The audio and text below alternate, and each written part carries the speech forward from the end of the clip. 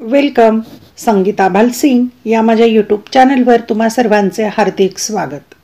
आज आपण उत्तरपत्रिका तयार केलेली आहे. प्रथम सत्र परीक्षेची मी प्रश्नपत्रिका तुम्हाला दिलेली होती. विषय अर्थशास्त्र प्रथम सत्र परीक्षा जी झालेली आहे ही प्रश्नपत्रिका तुम्ही पूर्वी पाहिलेली आहे. फक्त प्रश्नपत्रिका दिली होती पण त्याची उत्तरं कशी लिहायची याबाबत मार्गदर्शन दिलेलं नव्हतं. आज आपण उत्तरपत्रिका पाहूया. इयत्ता 11वी कला आणि वाणिज्य शाखेची ही प्रश्नपत्रिका आहे. विषय अर्थशास्त्र प्रथम सत्र परीक्षा आणि 50 गुण त्याला आहेत. सूचना वाचायच्या आणि त्याचं पालन पण करायचं म्हणजे फॉलो करायच्या. सर्व प्रश्न सोडविणे आवश्यक आहे. उजव्या बाजूचे अंक प्रश्नाचे पूर्ण गुण दर्शवतात. आणि तिसरी सूचना जी आहे ती सर्वच विषयांना वापरायची कायमची. सर्व मुख्य प्रश्नांची उत्तरे नवीन पानावर लिहावीत. या सूचना विचारात घेऊन जर तुम्ही उत्तरपत्रिका लिहिली तर अतिशय नीटनेटकी सुबक छान होईल. सुवाच्य अक्षरामध्ये लिहा म्हणजे परीक्षकाला पेपर तपासणी करताना छान वाटतं. तुम्हालाही गुण छान मिळतील. त्यामुळे उत्तरपत्रिका आपली चांगली असली पाहिजे. चला तर पाहूया प्रश्नांची उत्तरे काय काय आहेत. तुम्ही जर सोडवायचा प्रयत्न केलेला असेल तर चेक करून घ्या. प्रश्न पहिला अ, योग्य पर्याय लिहा. 4 गुण आहेत. 1. या आर्थिक पायाभूत सुविधा आहेत. अ. ऊर्जा, ब. आरोग्य, क. वाहतूक, ड. संदेशवहन. आता पर्याय दिलेले आहेत. पहिला पर्याय आहे ब, क, ड. दुसरा पर्याय आहे फक्त ब. तिसरा पर्याय अ, क, ड आणि चौथा आहे अ, ब, क, ड. आता यातल्या आर्थिक पायाभूत सुविधा कोणत्या आहेत तर ऊर्जा, नंतर वाहतूक आणि संदेशवहन. आरोग्य ही जी आहे सामाजिक पायाभूत सुविधा आहे. म्हणजेच आपलं उत्तर काय येतंय अ, क, ड. म्हणजेच आपलं उत्तर क आहे. हे अ, क, ड हे पहिल्याचं उत्तर आहे. 2. खालील विधाने चतुर्थकासाठी लागू होत नाहीत. आता लक्षात घ्यायचंय प्रश्न लागू होत नाहीत म्हटलेला आहे. लागू होत आहेत नाही असं म्हटलेलं नाही. लागू होत नाहीत. आता पाहूया आपण कोणकोणती विधानं आहेत. अ. प्रथम संख्या चढत्या किंवा उतरत्या क्रमाने मांडून घ्यावी. ब. यात निरीक्षणाचे 4 भाग करता येतात. क. ते Q1, Q2, Q3 असे सांकेतिक दाखवतात. ड. Q2 हा सारणीचा मध्य किंवा मध्यक असते. पर्याय दिलेले आहेत फक्त अ, ब आणि क, अ, ब, क आणि यापैकी नाही. आता पहा विद्यार्थी मित्रांनो, हे 4ही विधानं जी आहेत ती चतुर्थकाला लागू होतात. म्हणजेच चतुर्थकाला लागू होत नाही असं विधानच नाहीये यामध्ये. म्हणून उत्तर येणार आहे याचं यापैकी नाही. क्रमांक 3.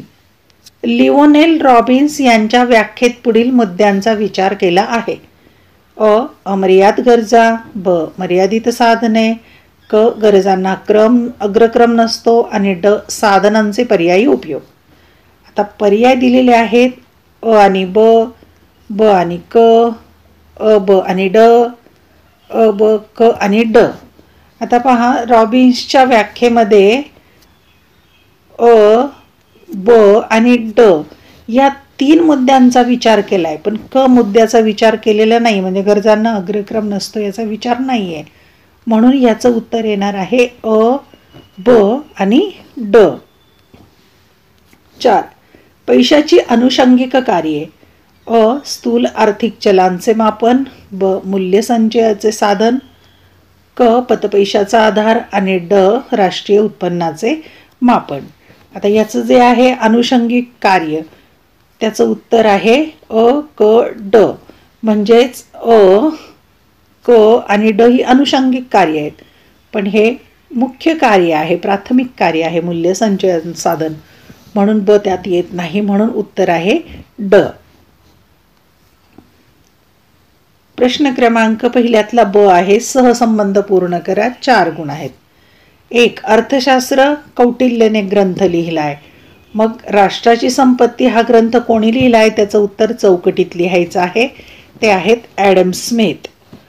क्रमांक 2, वस्तू पैसा शिंपले आहे. तर क्रेडिट कार्ड तर कोणता पैसा आहे? प्लॅस्टिक पैसा.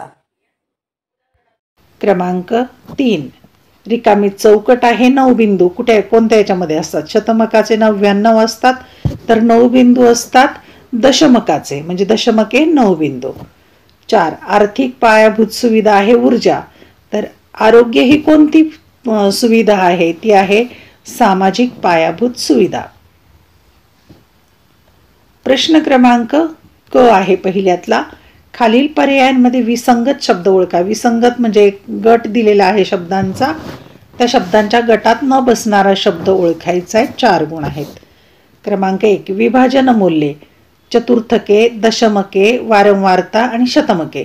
तर यामध्ये चतुर्थके, दशमके आणि शतमके ही विभाजन मूल्य आहेत, पण वारंवारता विभाजन मूल्य नाही, म्हणून तो विसंगत घटक आहे. 2, महाराष्ट्राचे प्रशासकीय विभाग पुणे, हैदराबाद, नाशिक आणि नागपूर. आता इथे दिसतंय की हैदराबाद हे दुसऱ्या राज्यातलं शहर आहे, महाराष्ट्रातलं नाहीच आहे, आणि पुणे, नाशिक, नागपूर प्रशासकीय विभाग आहेत, म्हणून हैदराबाद हा विसंगत घटक यामध्ये आहे. 3, वस्तू पैसा, धान्य, हस्तिदंत, मीठ आणि गाय. आता गाय ही सजीव आहे, ती वस्तू नाही आहे, म्हणून त्या गटामध्ये ती बसत नाही. धान्य, हस्तिदंत, मीठ हा वस्तू पैसा आहे, पण गाय मात्र नाही. 4, नैसर्गिक शास्त्र, मानसशास्त्र, गणित, भौतिकशास्त्र आणि रसायनशास्त्र.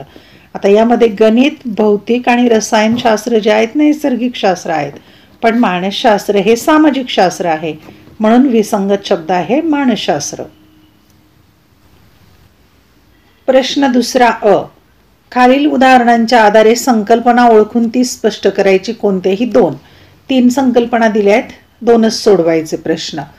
4 गुण आहेत, म्हणजे एका संकल्पनेसाठी 2 गुण. संकल्पना ओळखायला 1 गुण आणि स्पष्ट करायला 2रा गुण असेल. नंबर 1, करुणाची आई तिच्या पगारातून दरमहा 1000 रुपये वाचवते.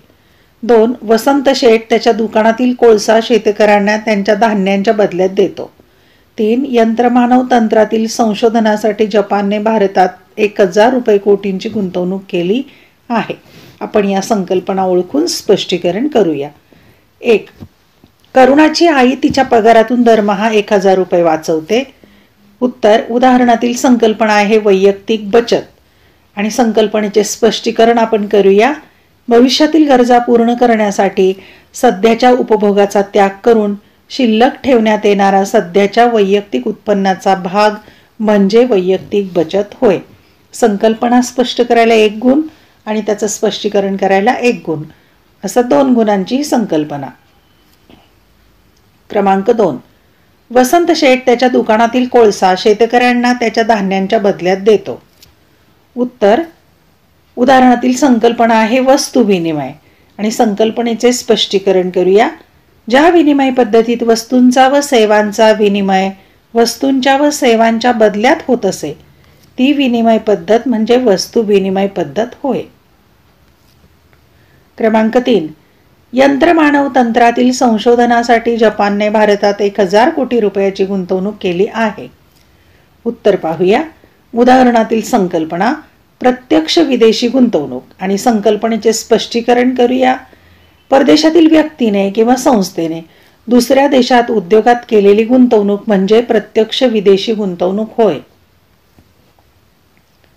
प्रश्न क्रमांक दुसऱ्यातलाच ब आहे. फरक स्पष्ट करायचा आहे. कोणतेही 2.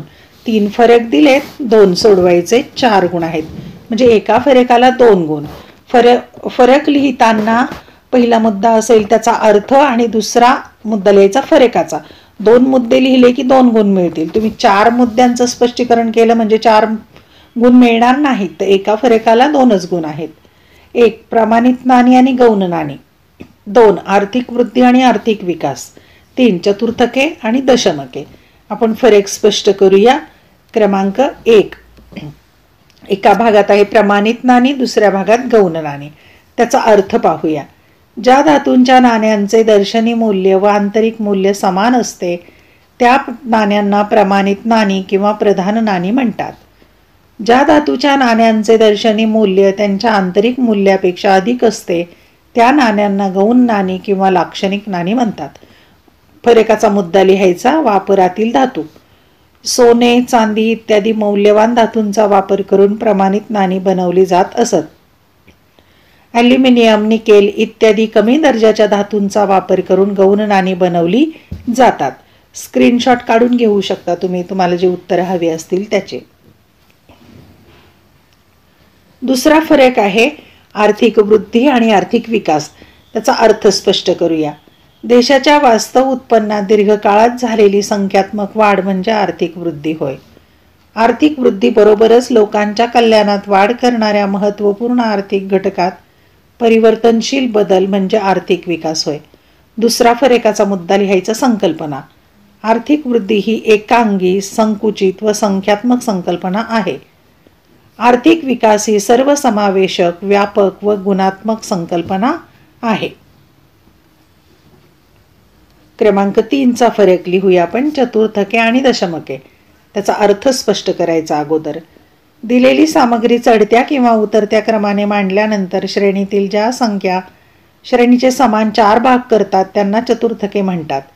चतुर्थकाची मूल्ये 4 नसून 3 असतात. त्यांना Q1, Q2 आणि Q3 असे संबोधले जाते. दिलेली सामग्री चढत्या किंवा उतरत्या क्रमाने मांडल्यानंतर श्रेणीतील ज्या संख्या श्रेणीचे समान 10 भाग करतात त्यांना दशमके म्हणतात. दशमकाची मूल्ये 10 नसून 9 असतात. त्यांना D1, D2, D3, dash dash D9 याप्रमाणे संबोधले जाते. फरकाचा दुसरा मुद्दा मध्यकाशी संबंध. दुसरे चतुर्थक म्हणजेच Q2 म्हणजे मध्यक होय. 5वे दशमक म्हणजे D5 म्हणजे मध्यक होय. प्रश्न तिसरा. खालील प्रश्नांची उत्तरे लिहा. कोणतीही 2. 3 प्रश्न दिलेत, 2च सोडवायचे. 6 गुण आहेत म्हणजे एका प्रश्नाला 3 गुण.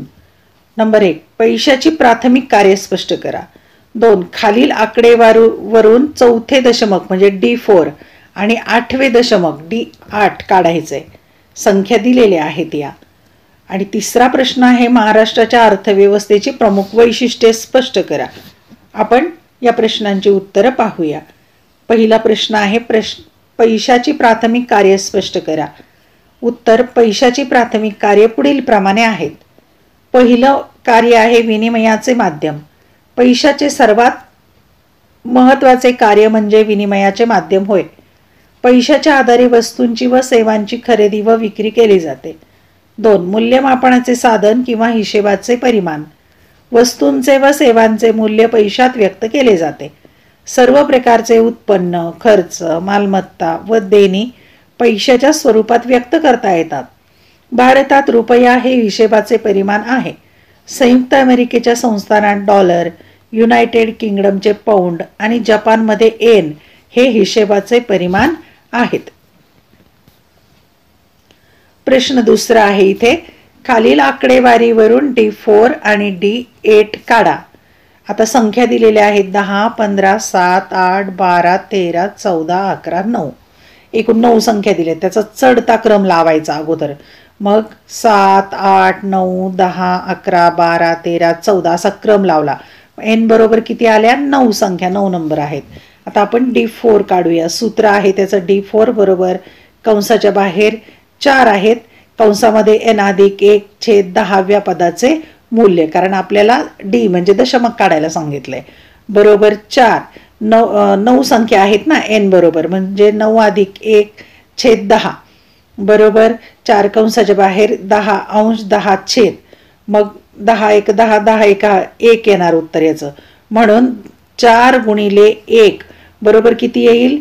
4. आता 4 हे उत्तर नाहीये, तर ती चौथ्या क्रमांकाच्या पदाचं मूल्य येते, म्हणून D4 बरोबर 10. तर 1 2 3 आणि हे 4, चौथी संख्या आली 10. हे उत्तर आहे 10, हे उत्तर आहे, म्हणून D4 बरोबर 10. आता D8 पाहूया आपण. कंसाच्या बाहेर 8 N अधिक 1/10व्या पदाचं मूल्य. आता कंसाच्या बाहेर 8 आहेत, N किती आहेत? 9 अधिक 1/10, म्हणजेच कंसाच्या बाहेर 8 10/10 याचं उत्तर येतं 1. याच्याप्रमाणेच 8 गुणिले 1 म्हणजे 8. 8 एका 8. मग D8 हे 8 उत्तर नाही आहे. D8 बरोबर 14 म्हणजे 8व्या क्रमांकाची संख्या आहे. ही 4थ्या क्रमांकाची 10 आली होती. मग 5, 6, 7 आणि 8 म्हणून 14 हे आपलं उत्तर आहे. D8 आले लक्षामध्ये. अशा प्रकारे सोडवायचं आहे. D4 बरोबर 10 आणि D8 किंवा 8 बरोबर 14.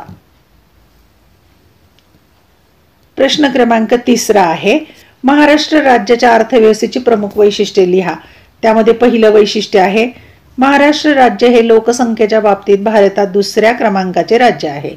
2. महाराष्ट्र राज्य हे भौगोलिकदृष्ट्या भारतात 3ऱ्या क्रमांकाचे राज्य आहे.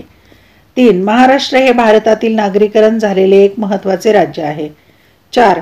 जनगणना 2011च्या अहवालानुसार महाराष्ट्रातील लिंग गुणोत्तर प्रमाण दर हजारी पुरुषांमागे 929 स्त्रिया इतके आहे. 5वं वैशिष्ट्य जनगणना 2011च्या अहवालानुसार महाराष्ट्रातील साक्षरता दर 82.3% इतका आहे. 6वं वैशिष्ट्य महाराष्ट्र आर्थिक पाहणी 2016-17 नुसार इतर राज्यांच्या तुलनेत महाराष्ट्राचे स्थूल राज्यांतर्गत उत्पादन म्हणजे GSDP आणि दरडोई उत्पन्न SPCI सर्वाधिक अधिक आहे. 7. महाराष्ट्रात विपुल प्रमाणात नैसर्गिक साधन संपत्ती आहे. महाराष्ट्रात पायाभूत सुविधांचा विकास झालेला आहे. 8वं वैशिष्ट्य महाराष्ट्र राज्य हे नवनिर्मिती, कौशल्य विकास, गुंतवणूक आणि पर्यटन यासाठी लोकप्रिय आहे. स्क्रीनशॉट काढून घ्या आवश्यक तिथे. प्रश्न क्रमांक 4. खालील विधानांशी आपण सहमत आहात किंवा नाही ते कारण स्पष्ट करा. कोणतेही 2च सोडवायचे. 8 गुण आहेत. 3 दिलेले आहेत म्हणजे एका प्रश्नाला 4 गुण. 2च सोडवा 3 पैकी. सहमत आहात किंवा नाही हे लिहिलं तर 1 गुण आणि त्याचं स्पष्टीकरण करायला त्याची कारणं सांगायला 3 गुण. असं एका विधानाला 4 गुण. 1. वस्तू विनिमयात कोणत्याही अडचणी दिसून येत नाहीत. 2. मानवी गरजा या हवामान व पसंती क्रमानुसार बदलत असतात. 3. महाराष्ट्राच्या कृषी क्षेत्रात कोणत्याही समस्या नाहीत. आपण याचं सहमत आहात किंवा नाही ते कारण स्पष्ट करूया. क्रमांक 1. वस्तू विनिमय पद्धतीत कोणत्याही अडचणी दिसून येत नाहीत. आपण पाहूया उत्तर. वरील विधानाशी मी सहमत नाही कारण यात पुढील अडचणी येतात. पहिली अडचण आहे गरजांच्या दुहेरी संयोगाचा अभाव. परस्परांजवळील वस्तूंची आवश्यकता असणे म्हणजे गरजांचा दुहेरी संयोग होय. गरजांच्या दुहेरी संयोगाचा अभाव ही वस्तू विनिमयातील मोठी अडचण होती. 2. मूल्यांच्या सामायिक मापदंडाचा अभाव. वस्तू विनिमय पद्धतीत मूल्यांचा सामायिक मापदंड किंवा हिशेबाचे साधन अस्तित्वात नसल्याने विनिमय केलेल्या वस्तूंचे मूल्य ठरवणे अवघड होते. 3. वस्तूंचा साठा करण्यातील अडचण. वस्तू विनिमय पद्धतीत नाशवंत वस्तूंचा तसेच अवजड वस्तूंचा साठा करणे अवघड होते. 4थी अडचण आहे वस्तूच्या विभाज्यतेची अडचण. वस्तू विनिमय पद्धतीत अविभाज्य वस्तूंचा विनिमय करताना लहान भागांमध्ये देणीघेणी करणे अवघड होते. 5. विलंबित देणी देण्यातील अडचण. वस्तू विनिमय पद्धतीत विलंबित देणी म्हणजेच भविष्यकाळातील देणी देण्यासंबंधी अडचणी निर्माण होत. दुसरं आहे सहमत असहमत. मानवी गरजा या हवामानानुसार व पसंती क्रमानुसार बदलत असतात. उत्तर. या विधानाशी मी सहमत आहे. त्याची कारणे. 1. गरजांवर हवामान, ऋतू, सवयी, आवडीनिवडी, पसंती इत्यादी घटकांचा मोठा प्रभाव पडतो. 2. हवामानातील बदलानुसार गरजा बदलतात. उदाहरणार्थ उन्हाळ्यात सुती कपड्यांची गरज निर्माण होते तर हिवाळ्यात लोकरी कपड्यांची गरज निर्माण होते. 3. आवडीनिवडी, पसंती यानुसार गरजांच्या बाबतीत व्यक्तींमध्ये भिन्नता आढळते. उदाहरणार्थ कार्यालयात नोकरी करणाऱ्या व्यक्तीस शर्ट, पॅन्ट इत्यादी औपचारिक पोशाखाची गरज असते. या उलट महाविद्यालय शिक्षण घेणाऱ्या व्यक्तीस टी शर्ट, जीन्स इत्यादी अनौपचारिक किंवा प्रासंगिक पोशाखाची गरज असते. अशा प्रकारे मानवी गरजा या हवामानानुसार व पसंती क्रमानुसार बदलत असतात.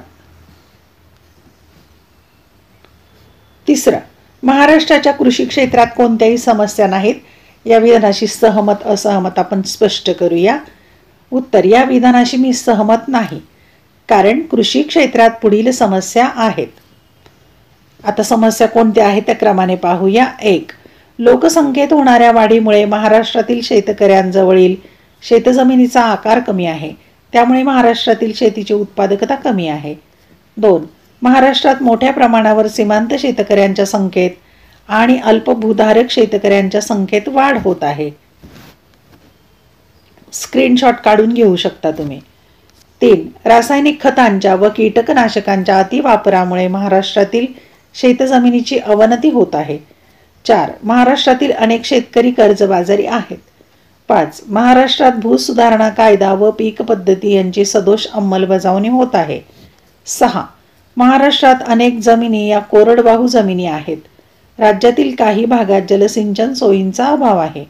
7. महाराष्ट्रातील अनेक शेतकऱ्यांना भांडवलाच्या कमतरतेच्या समस्येस तोंड द्यावे लागत आहे. 8. महाराष्ट्रात अनेक ग्रामीण विकास योजनांची अयोग्य प्रकारे अंमलबजावणी होत आहे. 9. प्रभावी विपणन व्यवस्थेच्या कमतरतेमुळे महाराष्ट्रातील शेतकऱ्यांना कमी उत्पन्न मिळत आहे. 10. महाराष्ट्रातील शेतीवर हवामान बदलाचा मोठ्या प्रमाणावर विपरीत परिणाम होत आहे.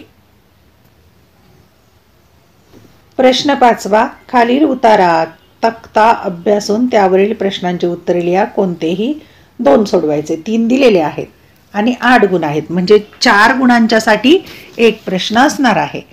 1. खालील उतारा वाचून त्यावरील प्रश्नांची उत्तरे लिहा.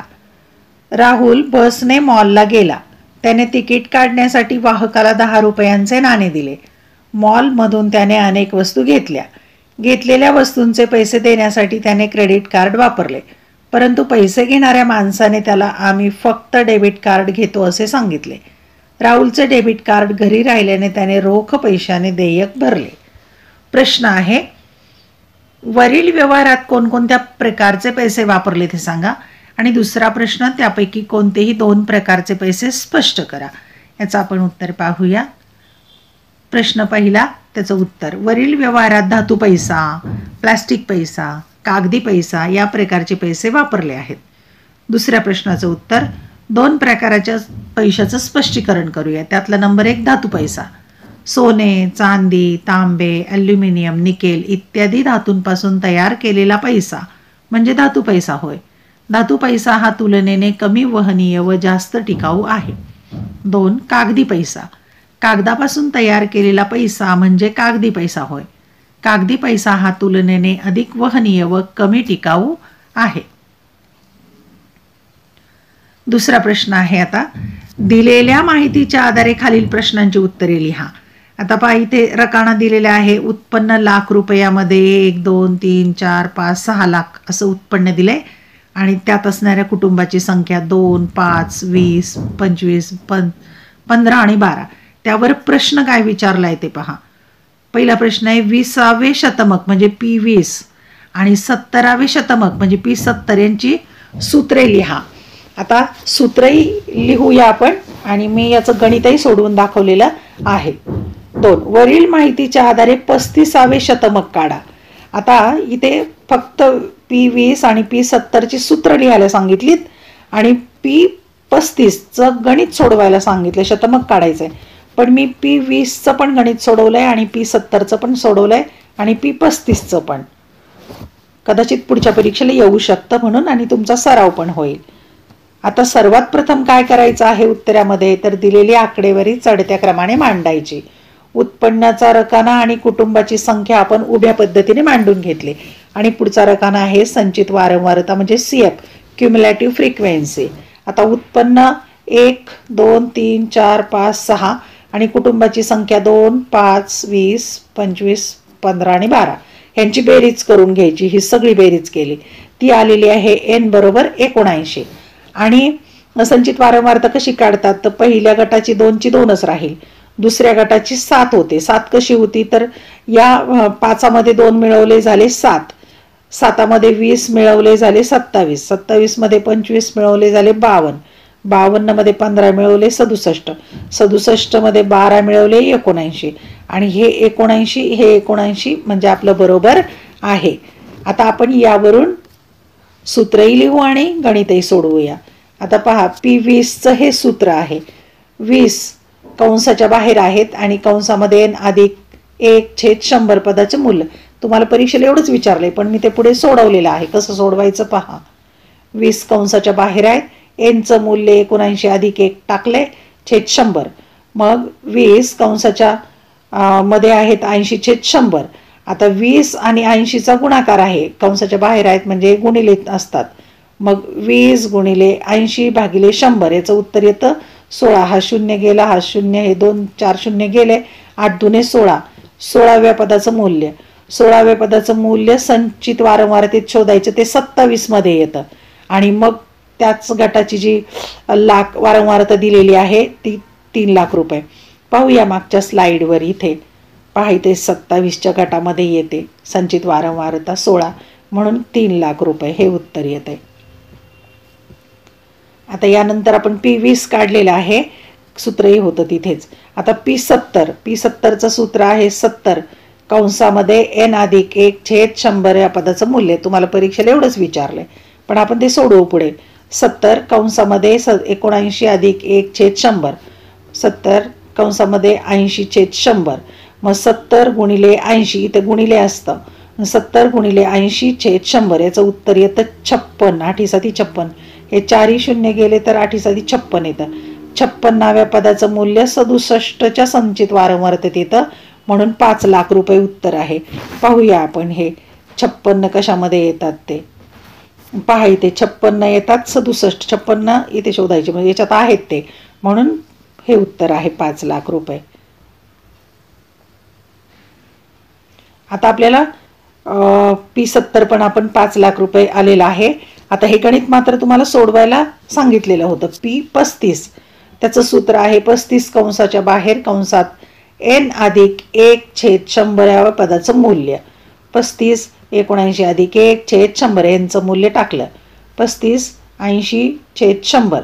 मग 35 गुणिले 80 करायचं, 35 गुणिले 80/100 त्याचं उत्तर येते 28/100. हे 0 0 गेले तर उत्तर येतं 28. 28च्या पदाचं मूल्य ते कुठे येतं 52 या संचित वारंवारतेत येतं म्हणून 4 लाख रुपये उत्तर. आता आपण 28 शोधूया कुठे येतात पाहूया. तो तक्ता आहे याच्यामध्ये पहा. 28 कुठे येणार आहे, 52 याच्या अंतर्गत आहेत 28 म्हणून 4 लाख रुपये हे उत्तर येतं. 35वे शतमक. अशा प्रकारे आपण P20 पण काढले, P70 पण काढलेलं आहे आणि P35ही काढलेलं आहे. सराव करा अशा गणितांचा, कारण बोर्ड तुमच्या पुढच्या परीक्षेला नक्कीच येणार आहे. तिसरा प्रश्न पाहूया त्यातला. खालील उतारा वाचून त्यावरील प्रश्नांची उत्तरे लिहा. आधुनिक युगाची कास धरत देशातील ग्रामीण भाग हायस्पीड ब्रॉडबँड इंटरनेट सेवेच्या माध्यमातून जोडण्यासाठी केंद्र शासनाने भारतनेट हा महत्त्वाकांक्षी कार्यक्रम हाती घेतला आहे. देशातील 1 लाखाहून अधिक ग्रामपंचायती भारतनेटच्या पहिल्या टप्प्यात हायस्पीड ब्रॉडबँडद्वारे जोडण्यात आल्या आहेत. ग्रामपंचायतींना हायस्पीड ब्रॉडबँडद्वारे जोडण्याच्या कामात महाराष्ट्र उत्कृष्ट राज्य ठरले आहे. महाराष्ट्राबरोबर उत्तर प्रदेश, पूर्व मध्य प्रदेश, छत्तीसगड, राजस्थान आणि झारखंड ही राज्ये सुद्धा भारतनेटच्या पहिल्या टप्प्यात उत्कृष्ट ठरली आहेत. यावर प्रश्न परिच्छेद 2दा वाचायचा, मग प्रश्न वाचायचे आणि मग उत्तर सहज सापडतं. 1. केंद्र शासनाने भारतनेट कार्यक्रम का हाती घेतला?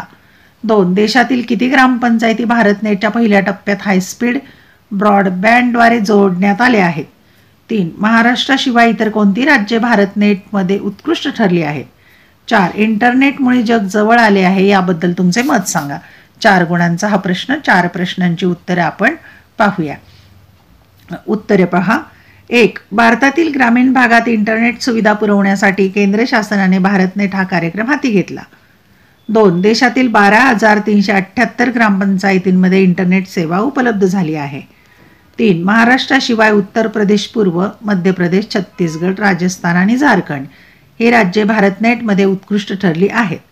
4. इंटरनेटमुळे जगातील कोणत्याही 2 ठिकाणी असणाऱ्या व्यक्तींना एकमेकांशी संवाद साधणे व माहितीची देवाणघेवाण करणे शक्य झाले आहे. इंटरनेटद्वारे उद्योगांच्या विकासास आणि संस्कृतीच्या मिलाफास चालना मिळाली आहे. अशा प्रकारे इंटरनेटमुळे जग जवळ आले आहे. प्रश्न क्रमांक 6, शेवटचा प्रश्न. सविस्तर उत्तरे लिहा.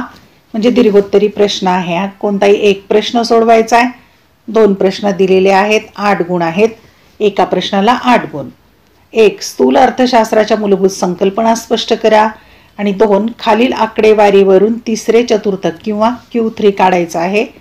इथे 2 रकाने दिलेत. विक्री दिली लाख रुपयामध्ये आणि उद्योग संख्या दिलेली आहे.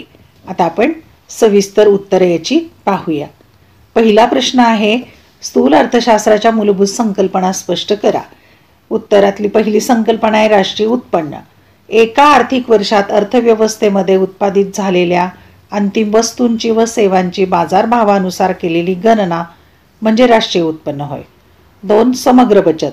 भविष्यातील गरजा पूर्ण करण्यासाठी सध्याच्या उपभोगाचा त्याग करून शिल्लक ठेवण्यात येणारा सध्याच्या उत्पन्नाचा भाग म्हणजे बचत होय. अर्थव्यवस्थेतील बचतीचे एकूण प्रमाण म्हणजे समग्र बचत होय.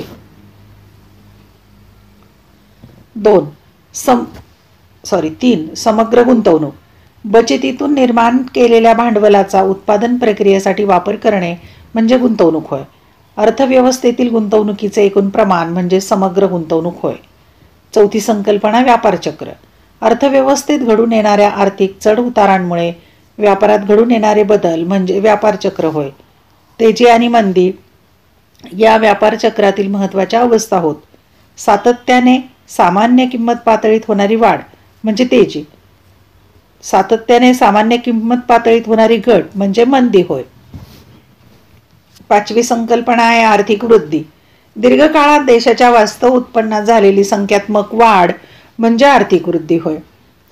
आर्थिक वृद्धी ही एकांगी, संकुचित व संख्यात्मक संकल्पना आहे. आर्थिक वृद्धी ही राष्ट्रीय उत्पन्न व दरडोई उत्पन्न याद्वारे मोजली जाते. 6. आर्थिक विकास. आर्थिक वृद्धीबरोबरच मानवाच्या कल्याणासाठी आवश्यक असणाऱ्या घटकांमध्ये गुणात्मक बदल घडणे म्हणजे आर्थिक विकास होय.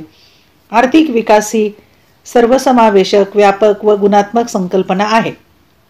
आर्थिक विकास हा कृषी उत्पादकता, औद्योगिक उत्पादकता, जीवनमान दर्जा यावरून मोजला जातो. खालील आकडेवारीवरून Q3 काढा. म्हणजे तिसरं चतुर्थक काढायचे. विक्री संख्या आणि उद्योग संस्था अशा किंवा उद्योगांची संख्या असे 2 रकाने दिलेत. 10 ते 20 20, 20 ते 30 30, 30 ते 40 70, 40 ते 50 48, 50 ते 60 32, 60 ते 70 50. यावरून आपण तिसरे चतुर्थक काढूया. त्यासाठी आपल्याला संचित वारंवारता काढावी लागेल. ती काढूया आपण. विक्री संख्या आणि उद्योग जी संख्या आहे म्हणजे X आणि F म्हणजे फ्रिक्वेन्सी, वारंवारता, त्याची आपण बेरीज करून घेतली. N बरोबर 250 आली. ही सगळी बेरीज केली की 250 येते. मग संचित वारंवारता CF क्युम्युलेटिव्ह फ्रिक्वेन्सी काढायची. पहिल्या गटाची 20च राहील. 20 मध्ये 30 मिळवले झाले 50, 50 मध्ये 70 मिळवले 120, 120 मध्ये 48 मिळवले 168, 168 मध्ये 32 मिळवले 200 आणि 200 मध्ये 50 मिळवले 250. हे 250 आपलं बरोबर आहे, कारण इथं 250 आलं. हे आणि हे समान आलं पाहिजे. तर N बरोबर 250 आलेलं आहे. आता आपल्याला तिसरं चतुर्थक काढायचं सूत्र आहे. Q3 बरोबर कंसाच्या बाहेर 3 आहेत N/4 च्या पदाचं मूल्य किंवा व्यापदाचं मूल्य. आपल्याला चतुर्थकाचा वर्ग शोधायचं आहे म्हणून हे सूत्र घेतलंय. 3 कंसाच्या बाहेर N बरोबर 250 आहे. 250/4 व्यापदाचं मूल्य. हे सोडवलं आपण, त्याचं उत्तर येतंय 3 कंसाच्या बाहेर 62.5 येतं याचं उत्तर. म्हणून हे मूल्य येतं 187.5. याचं उत्तर करून पहा, ते उत्तर एवढं येईल ह्या पदाचं मूल्य. मग 187.5 या पदाचं मूल्य 200 या संचित वारंवारतेत येतं. पहा 187.5 187 याच्या अंतर्गत आहेत, म्हणून आपल्याला इथे किमती मिळतात सगळ्या. ही घ्यायची आहे L, नंतर ही घ्यायची F आणि 168 घ्यायची CF आणि 10 आणि 20 मधलं अंतर आहे 10 किंवा 50 आणि 60 मधलंही 10. या दोन्ही L1 आणि L2 मध्ये अंतर आहे 10चं म्हणून. आता पाहूया त्यानुसार आपल्याला किमती मिळालेल्या आहेत. कोणकोणत्या किमती मिळाल्या तर म्हणून चतुर्थक वर्ग मिळाला आपल्याला 50 ते 60, मागे स्लाइडवर दाखवलं मी. L मिळाली 50, F मिळाली 32, CF 168 मिळाली, N बरोबर 250 आहेत आणि H ते मिळालेलं आहे 10. आता या किमती आपण पुढील सूत्रामध्ये टाकूया. सूत्रामध्ये किमती टाकायच्या आणि सोडवायचं. Q3 बरोबर सूत्र आहे L अधिक, या सगळं कंसामधलं सूत्र वाचूया आपण. 3N/4 वजा CF भागिले F गुणिले H. मग ज्या सगळ्या किमती मिळाल्या त्या टाकायच्या. आपल्याला Q3 बरोबर 50 अधिक कंसामध्ये हे 3 गुणिले 250, 3N म्हणजे 3 गुणिले 250, CF मिळाले 168 आणि F आहेत 32 आणि गुणिले 10 म्हणजे H. हे सगळं गणित सोडवायचं. 50 अधिक 3 आणि 250चा गुणाकार केला तर 750 होतात, वजा 168, ही 10 आणि हे 32 तेच घेतलेत वरचे. आता पाहूया 50 अधिक 750 मधून 168 वजा केले तर 582 येतात. बाकीच्या संख्या त्याच आहेत. पहा इथे 582 आलेलं आहे, इथे त्याच संख्या आहेत. पुढे 50 अधिक हे 2 यांनी हे इकडं गुणलेलं आहे या 10नी.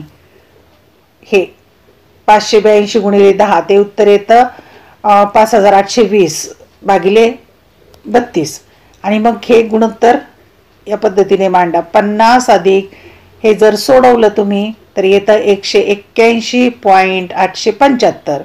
हे सगळं बेरीज करा, मग ते येतं 231.875 हे उत्तर आहे. म्हणून Q3 बरोबर उत्तर येणार आहे 231.875. अशा प्रकारे पहिल्यांदा चतुर्थकाचा वर्ग शोधायचा आणि मग मूळ सूत्रामध्ये सर्व किमती टाकून गणित सोडवा. धन्यवाद. व्हिडिओ लेक्चर आवडल्यास चॅनल सबस्क्राईब करा, कारण अनेक विद्यार्थी व्हिडिओ लेक्चर पाहतात पण सबस्क्राईब करत नाहीत. त्याचा दोष काय होतो किंवा तोटा तुमचा आहे. कसा, जेव्हा मी प्रश्नपत्रिका दिली होती त्यावेळेला तुम्ही सबस्क्राईब केलेलं असेल तर आत्ता या उत्तरपत्रिकेचा व्हिडिओ मी पोस्ट केला की लगेच तुम्हाला नोटिफिकेशन मिळेल. पण तुम्ही सबस्क्राईब न केल्यामुळे तुम्हाला यूट्यूब नोटिफिकेशन पाठवत नाही. व्हिडिओ लेक्चर पाहायला फुकट आहेत, सबस्क्राईब करायलाही फुकट आहे. त्यामुळे व्हिडिओ लेक्चर पहा, सबस्क्राईब करा. आवडलेलं लेक्चर तुमच्या मित्रमैत्रिणींना जरूर पाठवा आणि व्हिडिओ आवडला का हे आपल्या कमेंटमध्ये नक्की कळवा. तुम्हाला हे समजलं का नक्की मला कळवा. धन्यवाद. अभ्यासासाठी शुभेच्छा.